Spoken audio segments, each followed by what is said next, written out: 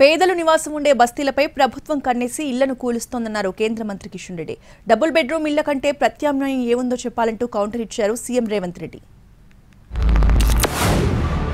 పేదవాడు నివాసం ఉంటున్నటువంటి ఆ ఇళ్లను కూల్చడం అనేటువంటిది నాకు తెలిసినంత వరకు దేశంలో ఇంతవరకు ఎక్కడ కూడా జరగలేదు.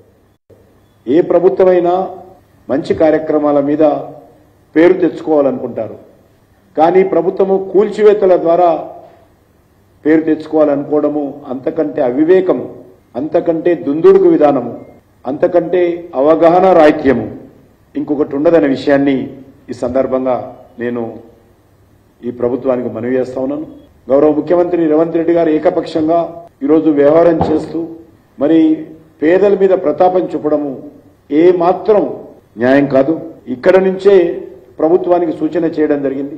ప్రజల ఆందోళనను కానీ ప్రజల మనోవేదనను కానీ పరిగణలో తీసుకోకుండా ముఖ్యమంత్రి గారు ఈ రకంగా వ్యవహరించడం ఏమాత్రం న్యాయం కాదు.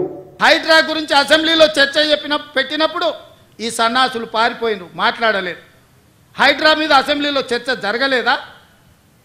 ఆ రోజు మీరు సూచన చేసి ఉంటే ఈరోజు మీరు అడ్డగోలుగా మాట్లాడాల్సిన అవకాశమే లేకపోతుండే కదా. ఈరోజు పేదలకు ఏం చేద్దామో చెప్పండి.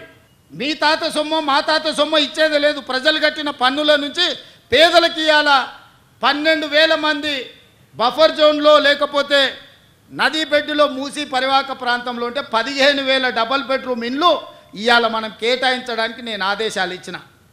మూసి మురికిలో దోమలతోని కలుషితమైన నీళ్లతోని అక్కడ బతకలేని శవాలుగా జీవోత్సవాలుగా ఉన్న పేదవాళ్లకు ఆత్మగౌరవంతో బ్రతకడానికి ఇల్లు ఇచ్చి ఇంటి ఖర్చులకు 25,000 ఇచ్చి మా అధికారులు అక్కడ ఉండి వాళ్ళని ఇంటి దగ్గర దిగబెడుతుంటే అభినందించాల్సింది పోయి అన్యాయంగా మాట్లాడుతున్నారు.